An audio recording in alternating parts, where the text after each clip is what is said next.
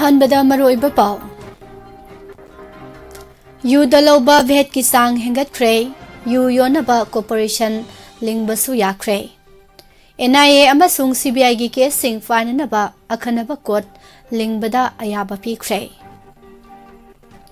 N इरावंतगी थबक सिंग सखंगबा ओइना टाइम्स ग्रुपना award पिरकले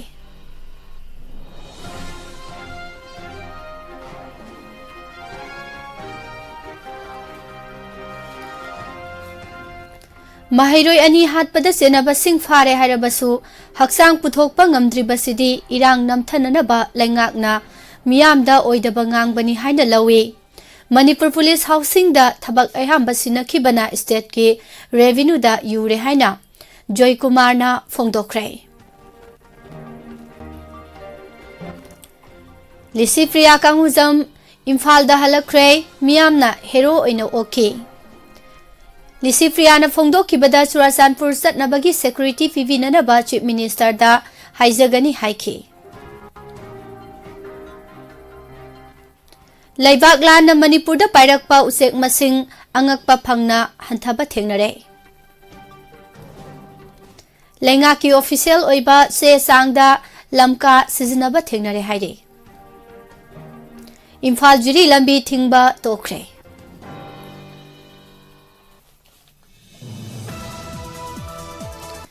Manipur gi land manungda akai atoi thoon khiba liningi mafam sing masak khangtoktuna list ama semlaga sayol ani gi manungda piraknana ba Supreme Court na Manipur lengak ta khangalakre Relief camp ta lairakli basingbu Christmas ta saruk yaba ngamhangani haina Manipur lengak na Supreme Court ta phongdokre haire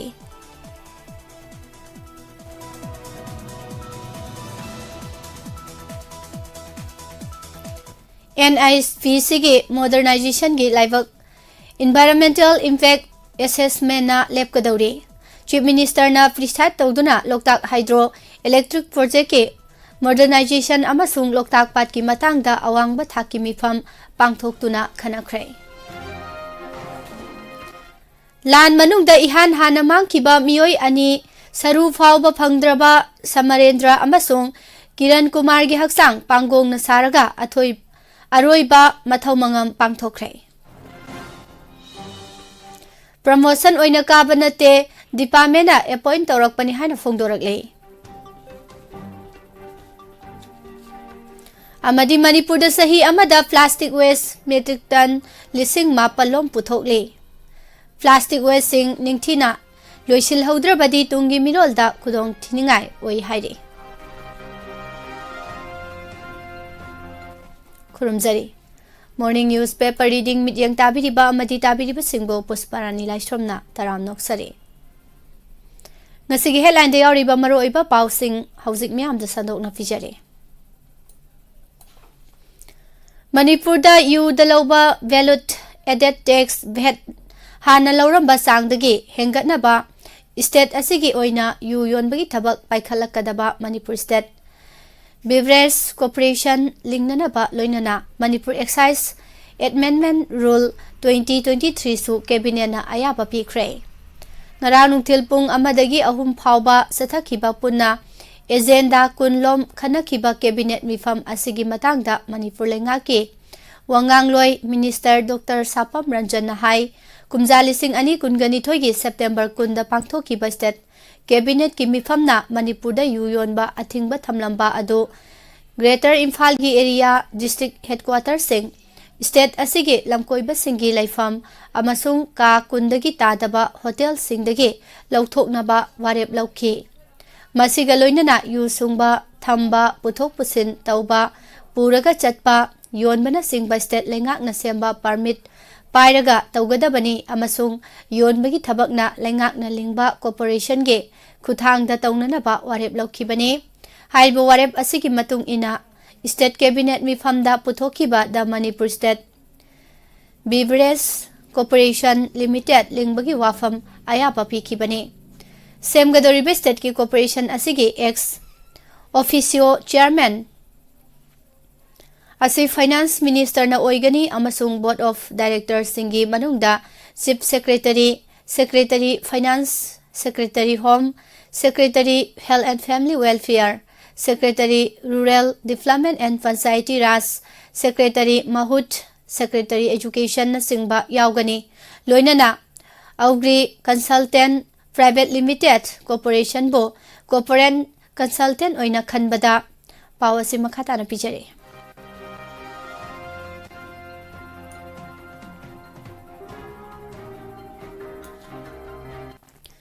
Cabinet na ayaba piki loinana state asida yuyon bagi thabak tawgadoriba asiga mari leinana Bondel warehouse lingba amasung of premises khanbagi thabak asi open advertisement tawraba matungda tawgani haiki.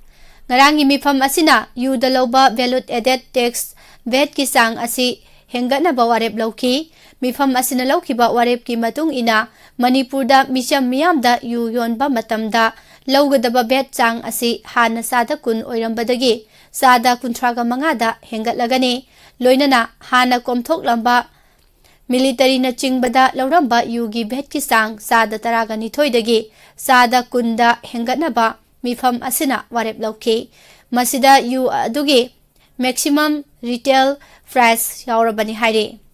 Amaromda miyamdagi yu dalawba excise duty gi sang asi Indian made foreign liquor gi oina brand khenabagi matung ina batan taraga nithoi gi case amada lupa 4 tagi 3,000 phawba lawgani. Beer dana case amada lupa 130 amasung wine dana case amada lupa 110 excise duty oina lawnanaba cabinet na warep lawkhre. Hiramasing mari lainana semkiba expert committee na semlakpagi matung ina yu yon badagi karakpa value added tax amasung excise duty dagi lakpa senfam asigi sada kuntradi miyam gi haksel ga mari lainana yaipa thaurangi hiramda sijinnanaba cabinet na warep lawki.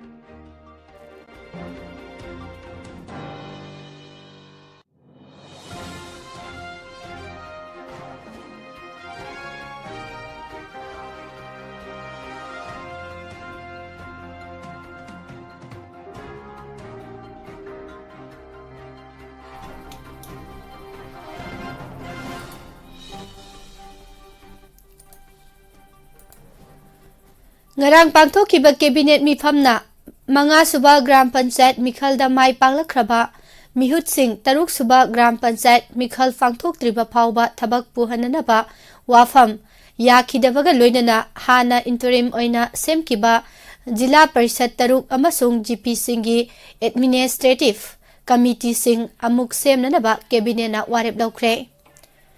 Mifam asina Manipur University of Culture gi teaching gi post kunga taruk amasung non-teaching gi post taraga mari lawbada ayaba pikre. Manipurda NIA amasung CBI gi special court ama lingduna NIA amasung CBI na lawkhatpa casing sathananaba amasung masigi damak direct recruitment gi kuthangda post nifuga taruk lawbadasu ayaba pikhe. Masiga loinana Manipur State Film Development Society gi oina tongan ba post manga lawbada hana joint secretary oiramba Wairajen amasung joint secretary home oiramba Raihanuddin Saudori officer on special duty oina engage tawbada ayaba pikhi haire.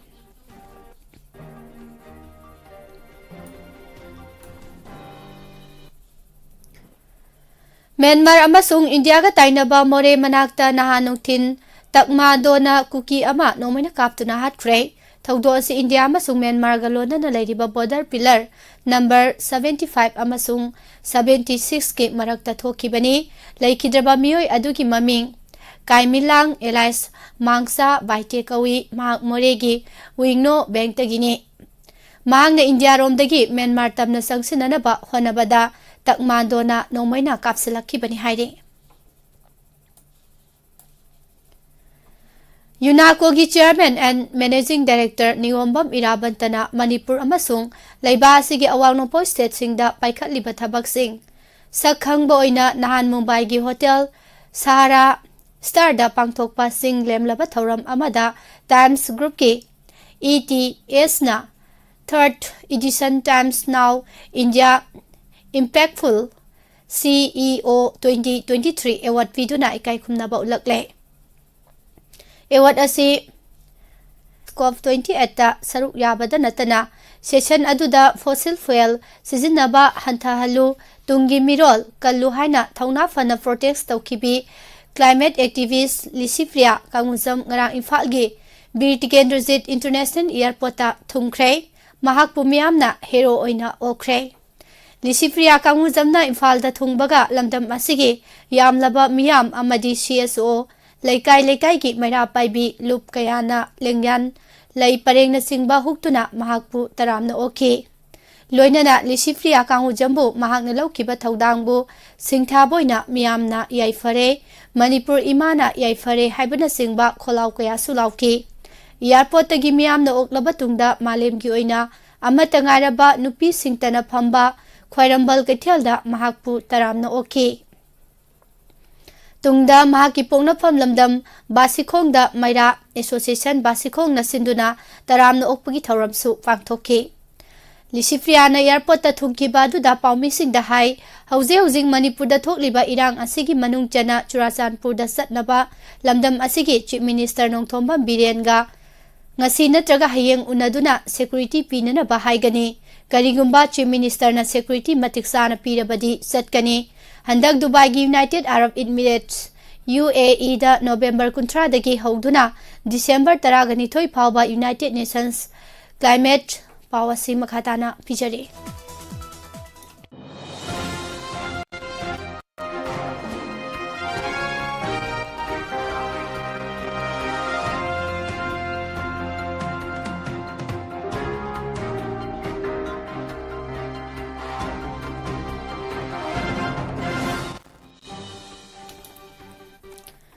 Sense conference ta malemgi masak naiba lusing basing saruk yaki matam aduda hauze Manipur da thokliba irang asigi matangda angamba thakta mayek sengna paudamki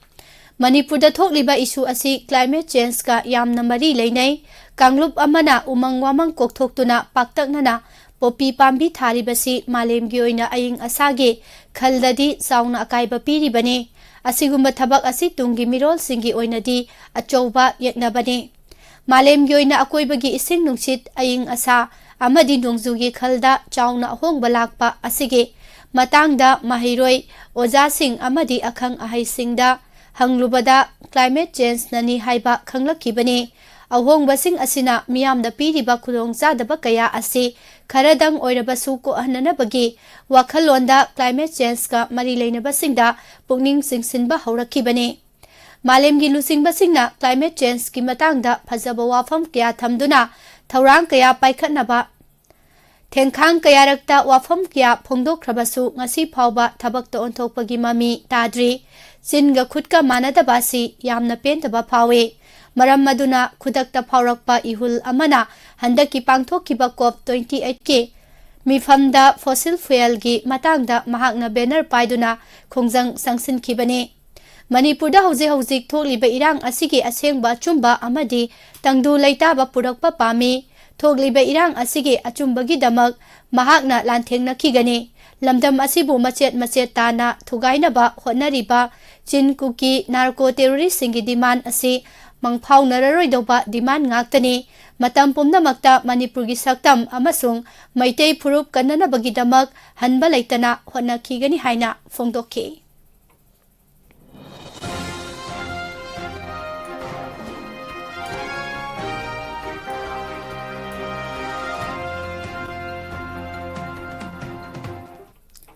Manipur Lengaki Department of Personnel and Administrative Reforms Personnel Division da Governor gi mingda thokpa transfer posting gi order da lamka haiba wahai sisinaba thengnare. Saliba December 13 da Manipur Lengaki Joint Secretary DP na thokpa transfer posting gi order amada Deputy Commissioner of Taxes attached to DC Churachandpur gi thau puramba T Kamuan Simte MCS pu anoba posting mafam ama pirakpada Deputy Commissioner of Taxes and in charge SDO BDO Lamka Churachandpur and in charge BDO Lamka South Purgani haire. Hana in charge SDO BDO Lamka Churachandpur and in charge BDO Lamka South Puramba Zongsanglur Zaute MCS na ADC Ferzol and in charge SDO BDO Parbungi Thaupuragani haire. Lamka haiba wahai asi government na masakhang balam nate Churachandpur na official oiba mafam ni haina phongdok na ba laikhraba tungda lamka sijinarakpada nungai na tre haiba wafam su phongdorakle. Tibet, Siberia, China amadi Europe tagi Loktak Pata sakta balakpa usek singi masingda lang thakpagi thabak amadi mahausa gi khal sauna kaitharakpana maram oiraga angakpa phangna hantharakle. Manipur khakta natana North East state singi manungda amata ngairaba fresh water oiriba Loktak Pat asida chahi khudingi masa panba sana paiba ngamba nganu makhal asi October dagi hauraduna sakta balai haiba sana paiba ngamba nganu makhalgi usek asi December amadi January thadadi masing yamna Loktak Patta sakta balakpane. Sahi khudingi Loktak Patta pairaktuna sakta riba nganu makhalgi usek sing asi Tibet, Siberia, China amadi Europe na chingba leibak singdagi makhoi gi chanaba environment oiba mafam sing khalaga lakpane. Sahi khudingi sakta ba lakliba nganu makhal gi usek sing asi haukiba sahi khara asida masing hantharakliba asigi maram kaya amadi leiramba yai. Adubu maroina mioibana paksana mafam kyada khunda leita silakpa amadi pawasi makhata na pijari.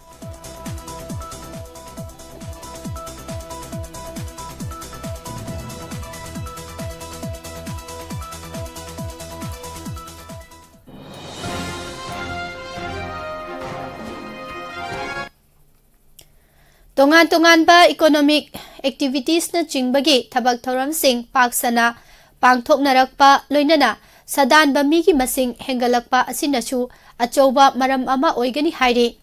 Loinana Loktak Pat ki akoiba tongan ba mafam singda lang thaktuna usek phabagi sang hengalakpa asinasu maram oiraga sakta ba lakpo sek singi masing asi hantharakpani haina report amana su haire. Hiram asigi matangda Indian Bird Conservation Network ki State Coordinator RK Birjit na phongdorakpagi matung ina Loktak Patta sakta balakpa usek singi masing hantharakli basi mahausagi khal saungna kaitharakpa amadi Loktak Patta hana phanglamba tongan ba pambi makhal sing mangtharakpa amadi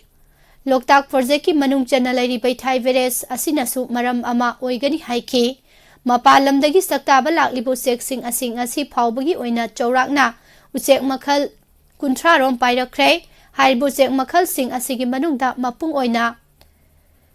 tingari Mandarin ducks selduck ibis amadi grey leg gis na chingbani hainasu phongdoraki.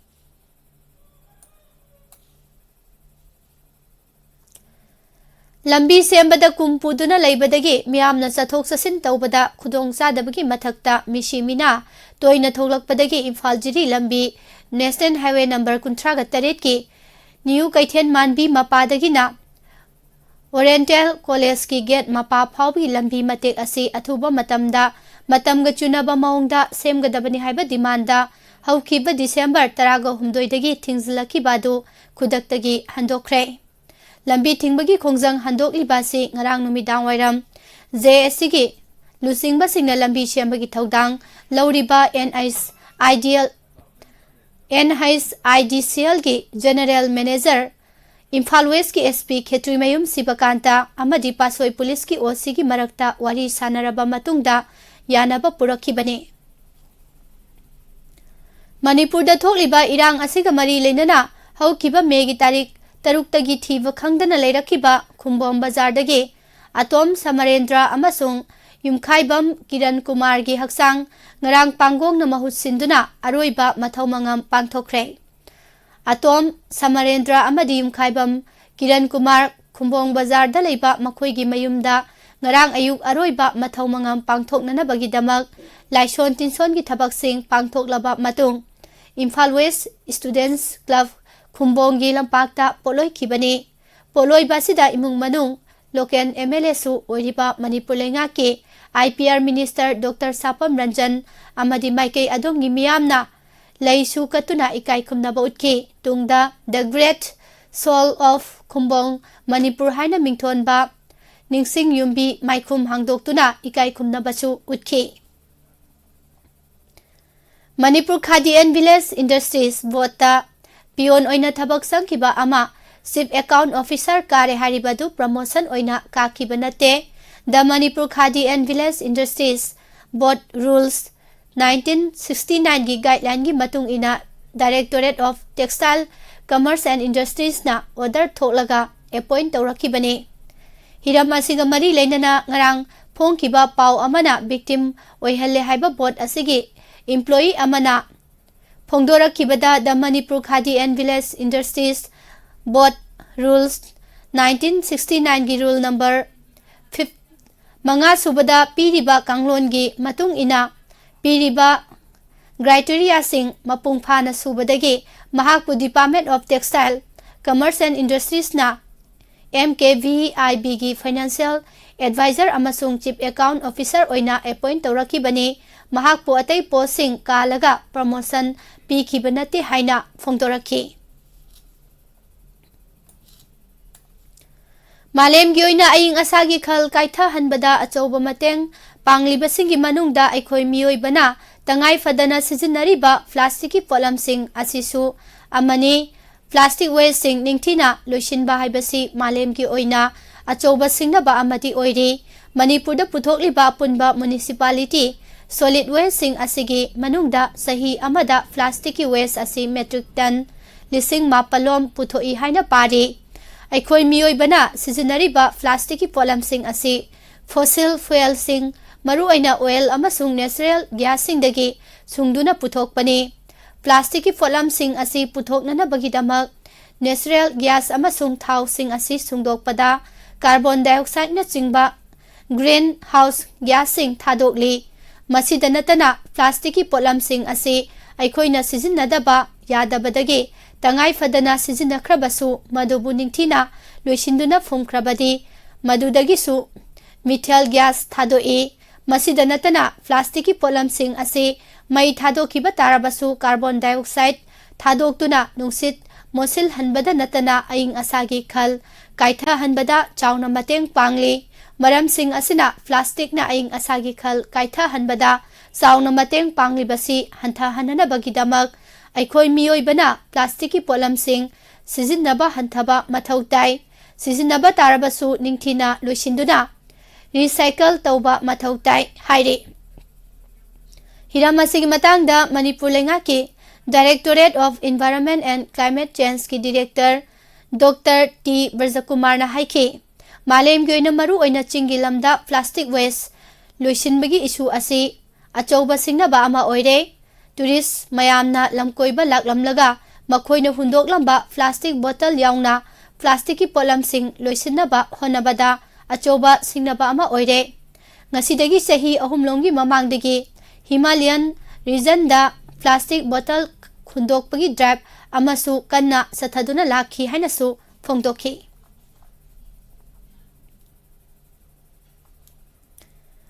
State की ओइना सुगदबा थबक अयाम्बा Manipur police housing corporation दा सिनखिबना state की resource Lakhpa हंथरकपदगी revenue दा यूरे हाइना national peoples party NPPꯒꯤ ꯂꯨꯆꯤꯡꯕ ꯌꯨꯝꯅꯥꯝ ꯖꯣꯏꯀꯨꯃꯥꯔꯅ ꯐꯣꯡꯗꯣꯛꯈ꯭ꯔꯦ꯫ ꯅꯥꯎꯔꯦꯝꯊꯣꯡꯗ ꯂꯩꯕ party ꯑꯁꯤꯒꯤ ꯑꯣꯐꯤꯁꯇ ꯄꯥꯎꯃꯤꯁꯤꯡꯒ ꯎꯟꯅꯕꯗ ꯃꯍꯥꯛꯅ ꯍꯥꯏ state ꯑꯁꯤꯒꯤ ꯄꯕ꯭ꯂꯤꯛ ꯋꯥꯔꯛꯁ ꯗꯤꯄꯥꯔꯠꯃꯦꯟꯠ PWDꯗ ꯂꯝꯗꯝꯁꯤꯒꯤ ꯆꯥꯎꯈꯠ ꯊꯧꯔꯥꯡꯒꯤ ꯁꯨꯒꯗꯕ ꯊꯕꯛ ꯑꯌꯥꯝꯕꯅ ꯁꯤꯟꯅꯗꯅ ꯂꯩꯔꯦ꯫ ꯃꯁꯤꯅ ꯃꯔꯝ ꯑꯣꯏꯗꯨꯅ ꯗꯤꯄꯥꯔꯠꯃꯦꯟꯠ ꯑꯁꯤ ꯃꯃꯤꯡ ꯈꯛꯇꯒꯤ ꯑꯣꯏꯅ ꯂꯩꯔꯛꯂꯤ꯫ ꯁ꯭ꯇꯦꯠꯅ ꯗꯤꯄꯥꯔꯠꯃꯦꯟꯠ ꯑꯁꯤꯗ ꯊꯕꯛ ꯁꯤꯟꯅꯗꯨꯅ ꯗꯤꯄꯥꯔꯠꯃꯦꯟꯠꯇ ꯀꯥꯔꯛꯀꯗꯕ ꯁꯦꯟꯐꯝ ꯑꯗꯨ ꯄꯨꯂꯤꯁ ꯍꯥꯎꯁꯤꯡ ꯀꯣꯔꯄꯣꯔꯦꯁꯟ ꯂꯤꯃꯤꯇꯦꯗ ꯊꯕꯛ ꯑꯌꯥꯝꯕ ꯁꯤꯟꯅꯕꯗꯒꯤ ꯁ꯭ꯇꯦꯠꯀꯤ ꯔꯤꯁꯣꯔꯁ ꯑꯣꯏꯅ ꯂꯥꯛꯄ ꯉꯝꯗ꯭ꯔꯤ꯫ ꯌꯨꯝꯊꯪꯅꯅ ꯂꯩꯔꯤꯕ ꯃꯦꯘꯥꯂꯌꯥꯗꯗꯤ ꯑꯆꯧꯕ ꯄ꯭ꯔꯣꯖꯦꯛꯇꯁꯤꯡ ꯃꯔꯨꯑꯣꯏꯅ ꯍꯥꯏꯋꯦ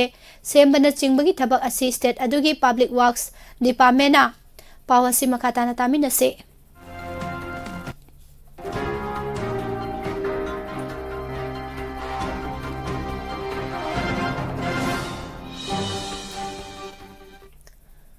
ꯁꯨꯖꯩ ꯃꯗꯨꯗꯒꯤ ꯂꯥꯛꯄ ꯁꯦꯟꯐꯝꯁꯤꯡ ꯑꯗꯨꯅ ꯁ꯭ꯇꯦꯠꯀꯤ ꯑꯆꯧꯕ ꯁꯦꯜ ꯂꯥꯛꯅꯕꯒꯤ ꯂꯝꯕꯤ ꯑꯃꯁꯨ ꯑꯣꯏꯍꯜꯂꯤꯕꯅꯤ꯫ ꯑꯗꯨꯕꯨ ꯁ꯭ꯇꯦꯠ ꯑꯁꯤꯗꯗꯤ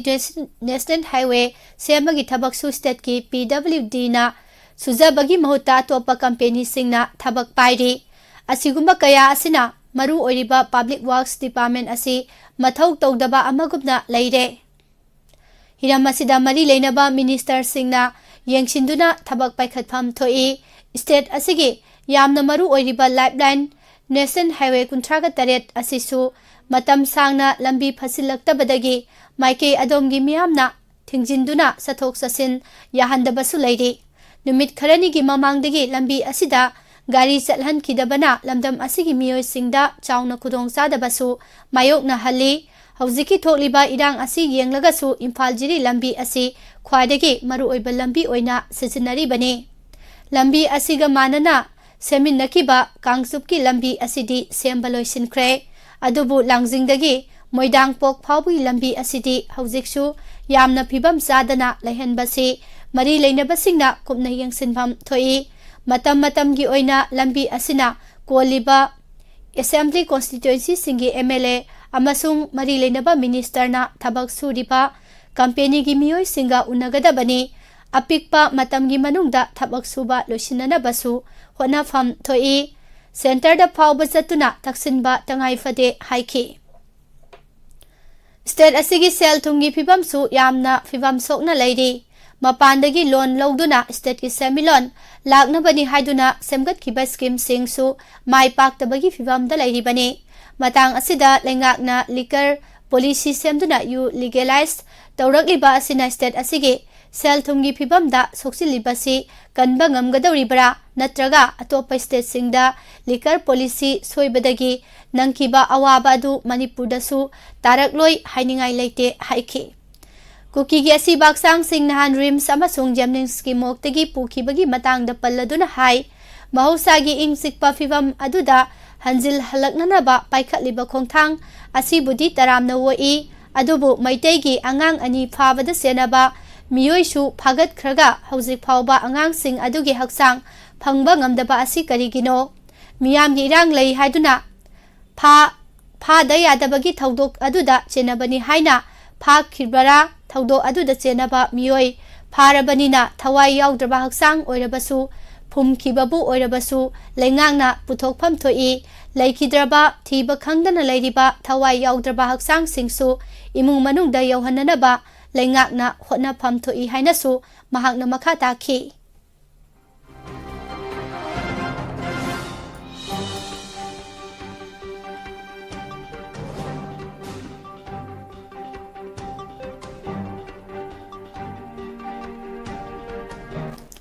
ꯏꯝꯐꯥꯜ ꯏꯁ ꯂꯝꯂꯥꯏ ꯑꯦꯁꯦꯝꯕ꯭ꯂꯤ ꯀꯣꯟꯁꯇꯤꯇ꯭ꯌꯨꯑꯦꯟꯁꯤꯒꯤ ꯃꯅꯨꯡ ꯆꯟꯅ ꯂꯩꯕ ꯑꯣꯛꯁꯨꯗꯒꯤ ꯍꯧꯖꯤꯛꯅ ꯁꯥꯕꯨꯡꯈꯣꯛꯇ ꯂꯩꯕ ꯄꯤꯆꯤꯃꯌꯨꯝ ꯏꯕꯣꯆꯧꯒꯤ ꯑꯁꯤꯕ ꯍꯛꯆꯥꯡ ꯂꯧꯔꯔꯣꯏ ꯍꯥꯏꯅ ꯏꯃꯨꯡ ꯃꯅꯨꯡꯅ ꯐꯣꯡꯗꯣꯔꯛꯄꯗꯒꯤ ꯂꯩꯉꯥꯛꯀꯤ ꯃꯥꯏꯀꯩꯗꯒꯤ ꯃꯤꯅꯨꯊꯣꯡꯗ ꯂꯩꯕ ꯄꯕ꯭ꯂꯤꯛ ꯀ꯭ꯔꯤꯃꯦꯇꯣꯔꯤꯌꯝꯗ ꯏꯃꯨꯡꯒꯤ ꯃꯤꯑꯣꯏ ꯑꯃ ꯌꯥꯎꯍꯜꯂꯒ ꯑꯔꯣꯏꯕ ꯃꯊꯧ ꯃꯉꯝ ꯄꯥꯡꯊꯣꯛꯈ꯭ꯔꯦ꯫ ꯏꯃꯨꯡ ꯃꯅꯨꯡꯅ ꯐꯣꯡꯗꯣꯔꯛꯄꯒꯤ ꯃꯇꯨꯡ ꯏꯟꯅ ꯃꯦꯒꯤ ꯇꯥꯔꯤꯛ 3ꯒꯤ ꯈꯪꯍꯧꯗꯅ ꯍꯧꯔꯛꯈꯤꯕ ꯏꯔꯥꯡ ꯑꯗꯨꯅ ꯃꯔꯝ ꯑꯣꯏꯔꯒ ꯆꯨꯔꯥꯆꯥꯟꯄꯨꯔꯒꯤ ꯃꯐꯝ ꯑꯃꯗ ꯊꯕꯛ ꯁꯨꯕ ꯆꯠꯈꯤꯕꯗꯒꯤ ꯀꯨꯀꯤ ꯈꯨꯠꯂꯥꯏ ꯄꯥꯏꯕꯁꯤꯡꯅ ꯍꯥꯠꯇꯣꯛꯄꯤꯈꯤꯕꯅꯤ꯫ ꯑꯗꯨꯕꯨ ꯃꯔꯤ ꯂꯩꯅꯕꯁꯤꯡꯗ ꯑꯁꯤꯕ ꯍꯛꯆꯥꯡ ꯏꯃꯨꯡ ꯃꯅꯨꯡꯗ ꯁꯤꯟꯅꯕꯤꯅꯅꯕ ꯀꯌꯥꯔꯛ ꯍꯥꯏꯖꯈ꯭ꯔꯕꯁꯨ ꯂꯩꯉꯥꯛ ꯑꯁꯤꯅ ꯄꯨꯊꯣꯔꯛꯄ ꯉꯝꯗꯕꯗꯒꯤ ꯊꯥ 5ꯒꯤ ꯃꯇꯨꯡꯗ ꯃꯩꯇꯩꯒꯤ ꯆꯠꯅꯕꯤ ꯑꯃ ꯑꯣꯏꯅ पांगोंग महूत सिंदुना हौनबी मतुंग इना धर्मगी ओइबा मथौ मंगम पांगथोखरबनी लोइनना महाकी निंगसिंग खुबमसु साबा लोइदुना लेरे हाइरे मतम अदुदसु लेंगा असिना यानरे हाइदुना असिबा हक्सांग पुथोरकलबसु मखा ताना लौजररोय हाइना खंगन खिबसु लेख्रबनी अदुबु हौजिक यानबा खरा लेनबदगे लेंगा असिना महाकी असिबा हक्सांग पुरकले हाइबदा इमुंग मनुंग अखोइदी असिबा लौजररोय हाइबदगी लेंगांगना ओइना मिनुथोंगदा लेबा पब्लिक क्रिमिटोरियम दा ngarang ayuk aroiba mathau mangam pangthokkhibani haire aikoigi amata ngairaba loktak pat kanba haibasina aikoigi ahan bathaudang oipham thoi loktak hydroelectric project ki modernization ki thabak thauram singnasu akai bathoandana ba agent singda khangan gani haina chief minister nongthoma birena phongdokre sem secretariat laiba cabinet hall da modernization of Loktak hydroelectric project sustainability of Loktak Lake haiba hiramda minister sing MLA sing amadi mari leinaba authority sing yauna pangthokhiba khana neinabagi mifam aduda chief minister na makha tana hai Loktak pat kanba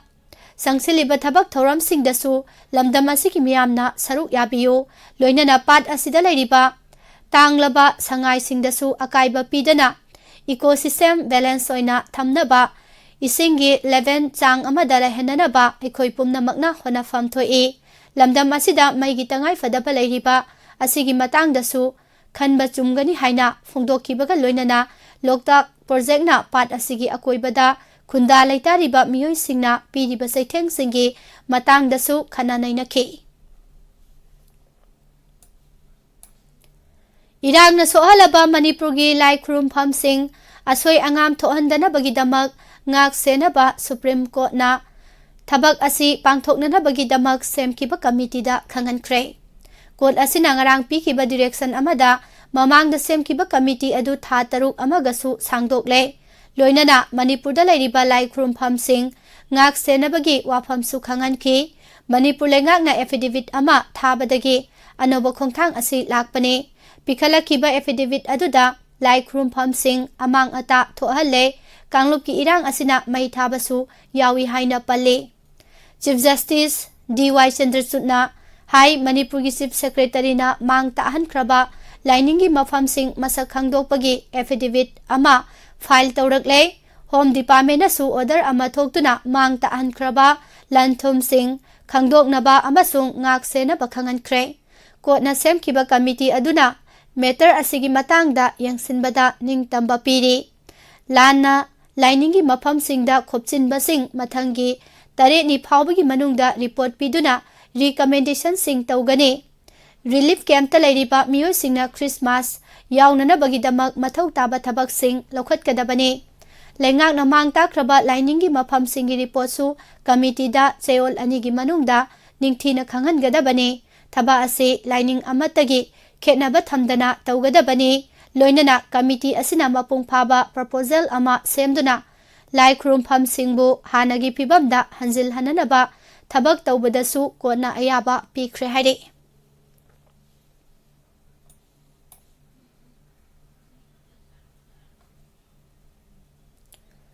tha taret helaklaba irang asina maram oiraga mayum makai amang ata nangkraba amadi relief camp singda sangjafam lawduna lairiba Miyoi singda center ki makedagi angamba thakta mateng pangani haina Union Minister of State MOS Finance Bhagwat Kharatna thajaba pirakle haina political activist Maheswar Thongnawjamna phongdokre Haujik chathari baningtham parliament mifam asigi manung chana Manipur gi matang da center gi lusing basing unaba Delhi da lairiba Maheswar na hai logi wangmada kuki singna national highway sing Tingbagi khongsang sangsilakpa asina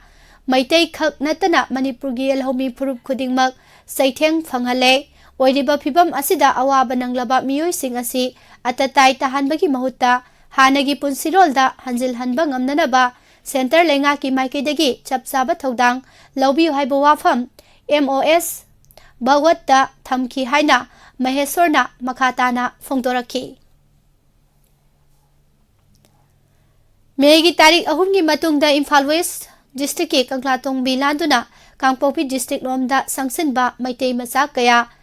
थीबा खंगदना लेबगी वाथोक कया लेरिंगै चेरक असिदा ngarangsu कंगलातोंगबी लांदुना चटननबा होनरंबा Meitei अमा security force na kalhaure haire security force na kalhauraba mioi asi Imphal East district ke lamlai mayai lekai degi wangkhairakpam Romeo sahi 18 apokpa basantane mahak ngarang ayuk pung 9 minute ni phurom tabada activa ama tonglaga Kangpokpi district romda satnanaba lakpada Kanglatongbi forest gate ta duty tawduna leiba BSF Assam Rifle amadi Sekmai police ke apunba team amana thengnabadagi phajinduna thamkibani tungda mahak Sekmai police station da sinarakibani haire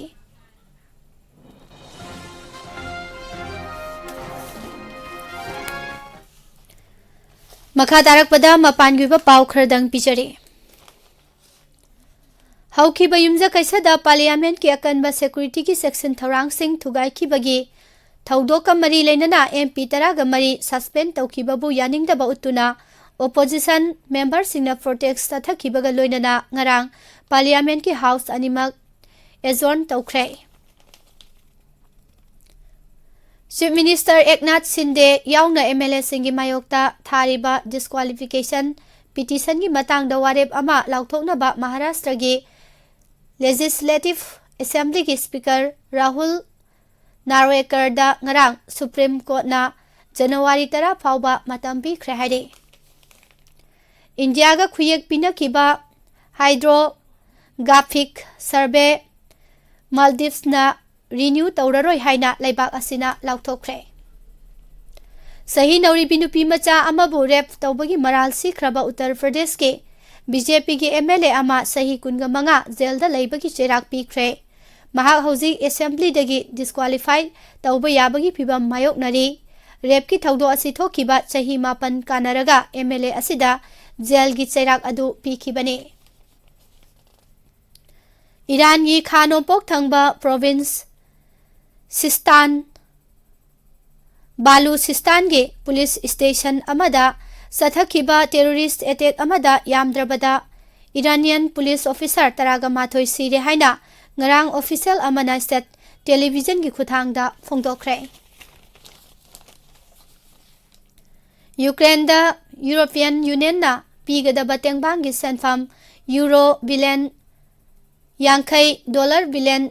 Yankai Gamari, Hungary gi Prime Minister Viktor Orban na thingzinkhre. Dubai da pangthokliba COP28 Climate Summit ta malem gi leibak samaga mabudraga tarukna puwari da record oiragadaba ekot ama puraktuna fossil fuel sing thengkhang naina sizinaba lepagi wafam yanakhre haire. Europe ta leiriba Jewish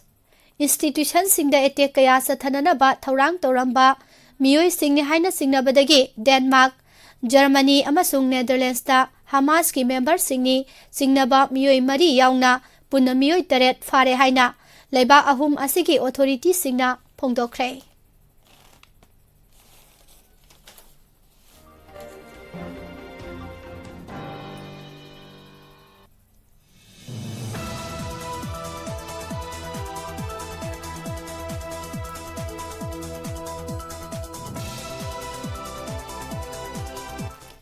Makha tarakpada sanabagi paw pichare Olympic bound Indian athlete Priyanka Goswami Paris Games ki sem saboina Australia ki city Canberra da training satharagani Sports Ministry ki Mission Olympic Cell MOC na race walker Priyanka Goswami ki Australia da coach Brent Balance ki makhuta training taunana bagi proposal asi ayaba pikhibani India ki makok thongba football league tournament Indian Super League ISL 2023-2024 season ki ngarang Guwahati ki Indira Gandhi Athletics Stadium da sanakiba league match amada Mohan Bagan Super Giants na North East United FC bu pansil ahum amada maithiba pikre Orissa ki city Katak ta sathariba $1 lakh amagi sel gi mana leiba 2023 Orissa Master gi ngarang sanakiba men's singles quarter final da Maira Baluang ani suba sidet Kiran Jos ki makhuta strike गेमदा माइथीदुना लेहौरे। India tour of South Africa 2023-2024 गे ngarang manung sana nahan athengbada sanakiba ahumsuba amasung aroiba T20 international match ta better Surya Kumar Yadav ki century amasung Kuldeep Yadav na wicket manga lawduna yumbu South Africa bu record oina run cham ga sumna taruk ta maithiba piduna series amamamda manaraga loisinkhre aroiba T20 match asigi toss yumbu South Africa na ngamduna fielding khanki India na hana batting torokpada over kunda wicket taret turaga run sani ga sumna ama lawki masigi pakhumda South Africa na over tarahum doi ball manga da wicket tara turaga run mabudraga manga lawraga innings loisin khibani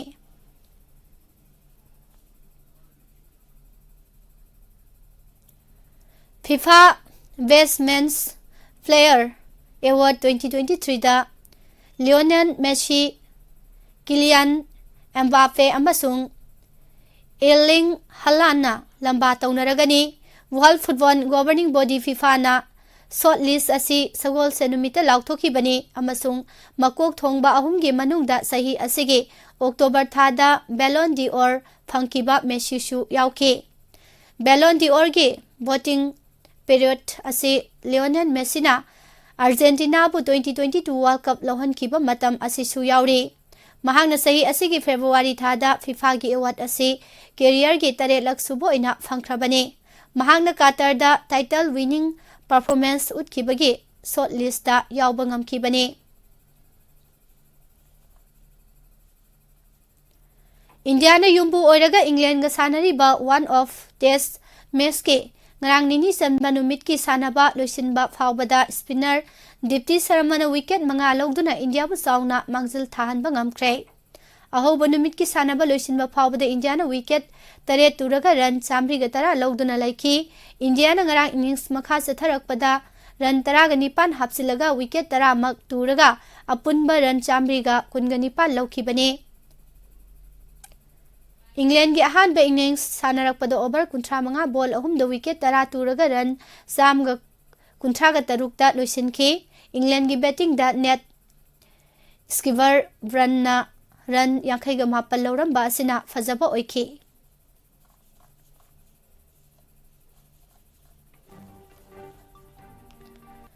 Southern Sporting Union SSU Singjamai ahan ba Premier League ki campaign mai pak na hawdokre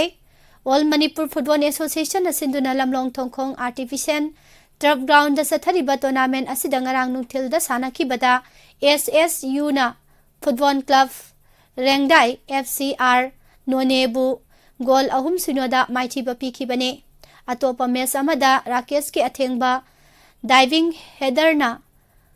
Wafa Rauga goal amamamda point yenakre Manipur Veteran Cricket Association MVCA na sinduna langthaban public ground da sathariba kunsuba MVCA one day cricket tournament ki ngarang sanakiba match ta napsa kha Imphal maipakre Dadar and Nagar Haveli and Daman and Diu na yumbu oiduna phangthokadaba Vis Sports Festival gi boxing event ta saruk yanana ba state ki elect Men and Women sahi kunga mathoi makha gi team semnana bagi trial phangthok lagani haide Manipur Cricket Association na sinduna sathariba humsuba MNCA Super Plate Tournament 2023-2024 gi final ngasi public ground Cherapur Part 3 Khangabokta KCC Kongba amasung MPSU Lambulena sanaragani Punjab na yumbu oduna Lovely Professional University da pangthokadaba mari suba sub junior amasung junior national Jognas Championship da saruk yana ba state ki sanaroi nipan amasung team official mari Imphal thadokre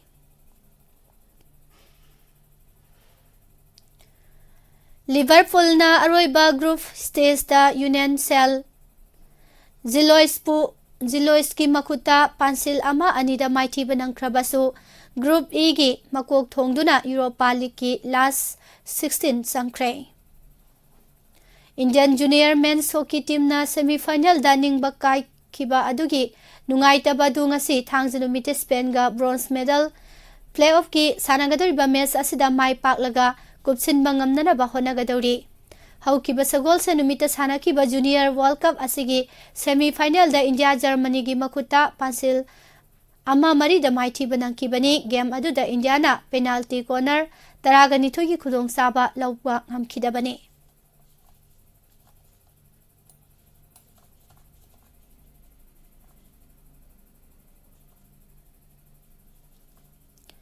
अमदी Bishnupur हॉकीना सिंधुना SLO ground Bishnupur ममांग लेकाइदा चथारिबा अहम सुबह state level sub junior boys under 12 की ngarang ahanba ground da sanakibada aisu lairengबम लेकाइ अमसुंग TWC तौबुंखोक पांसिल अमममदा point येनख्रे ISU की गोल असि W इंद्रियुना अदुगा TWC गिना N बिनंदाना सनखिबने लोसलकपदा ngasigi headline da yauriba maroiba pawsing amona pijari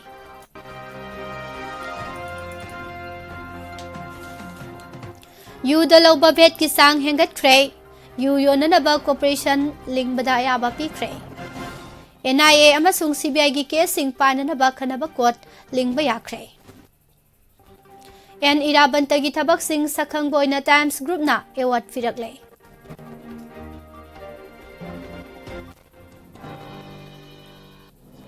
Manipur की लान मनुंगदा काय अतोई थोन किबा लाइनिंग की मफम सिंग मसक खंगदोक्तुना लिस्ट अमा सेमलगा सेओल अनि की मनुंगदा पिरकननबा सुप्रीम कोर्टना मणिपुर लेंगाकता खंगालखरे रिलीफ कैंप ता लेरकलिबा सिंगबु क्रिसमस ता सरुक याबा ngमनगनी हाइना मणिपुर लेंगाकना सुप्रीम कोर्टता फोंदोखरे हाइरे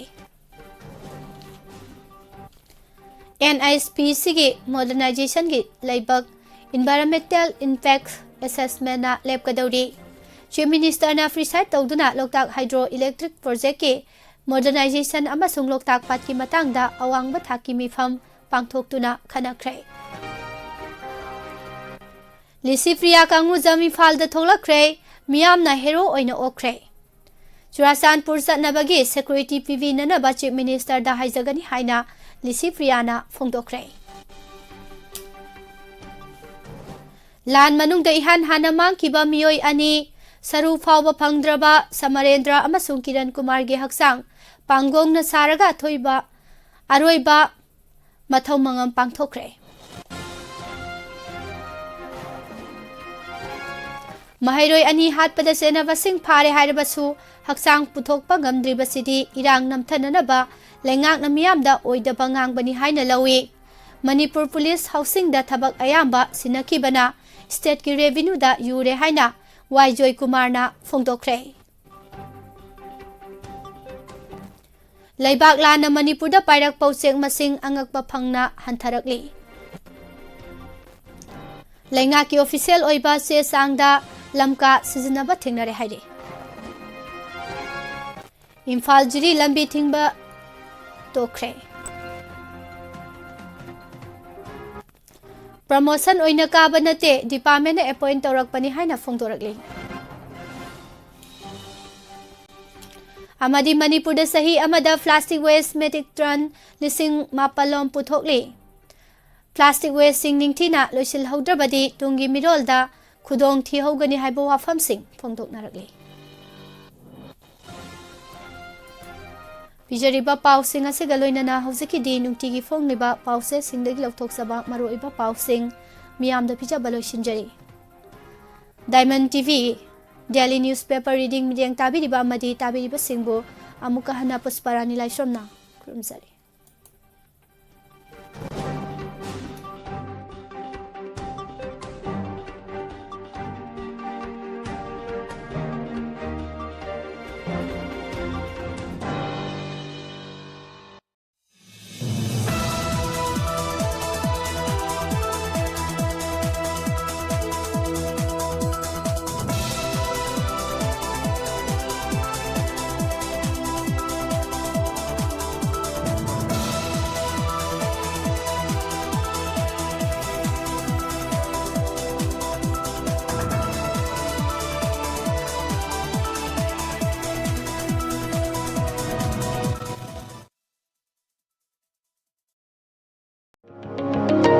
Admission open. Baseline education, a premium coaching institute, Khangabok Bazaar, near MMRC Park, Thoubal District, Manipur.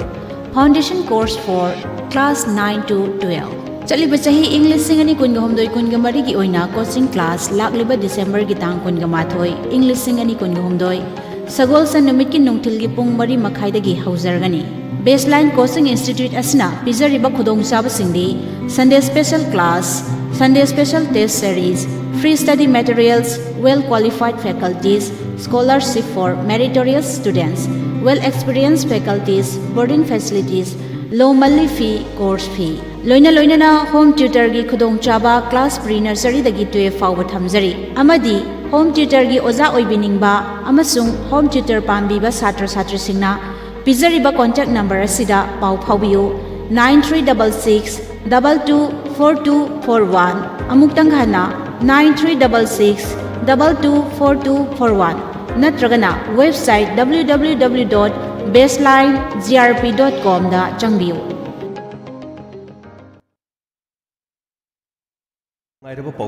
Lemna laying zabagi game ama pangthuk chagadori maruena diabetes ki screening tawba hypertension heart ka mari leinaba amadi atopa aruba laina singi maramda free health camp ama pangthuk chagadori free test singedudi sugar diabetes detection cholesterol lipid profile uric acid gout detection loinana diabetes hypertension heart ka mari leinaba amadi aruba laina singi maramda khangdokna nabagi damak screening tawjagani free health camp pangthuk chagadaba numit lakliba December gi tang 18 English singani kungohumdoi yai faraba nomaijing numit ayu ki pungni pandegina nungthil gi pung ani fawbada semaijing khunou litan makhong awang huirem leirak near smart universal academy gi thangnabada leiba asida pangthuk jagani nomaijing khudimaki oina chahi humudara gi mathakta leiba ahal singi oina OPD amati diabetes ki lemna laying magi khudong chabasu leijari hena akopa marol gi damak 700582 646 loinana 8729949642 hariba number asida hena akupa marol khangbiu sungsho shoidana saruk yabiu lakliba tang 18 English singani kungo humdo yai faraba nomaijing numi semaijing khunu litan makhong awang huirem leira near Smart Universal Academy.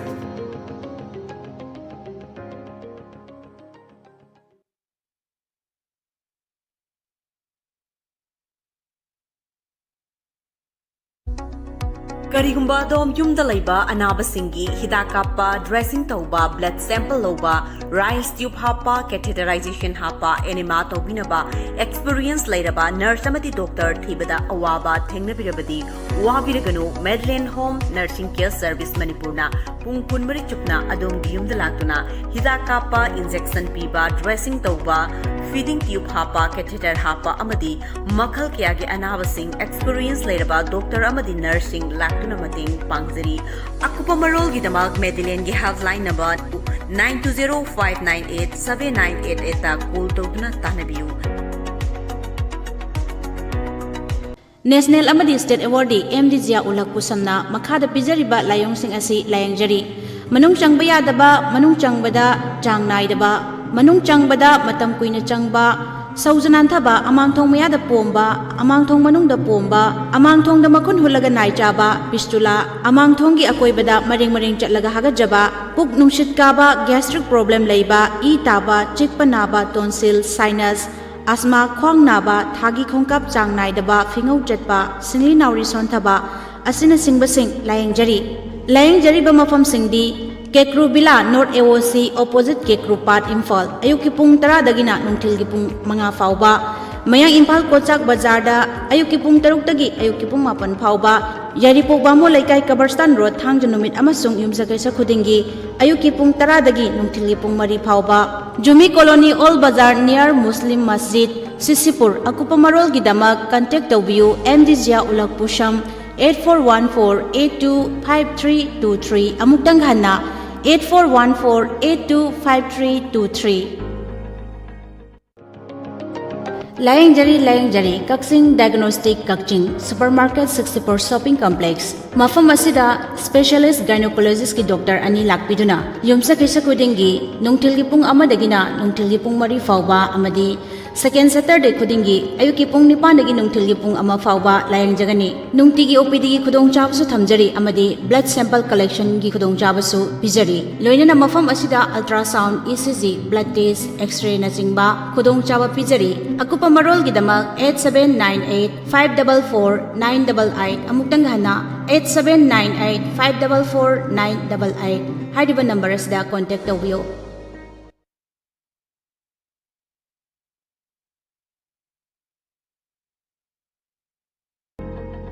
Purse अमखक तहौरे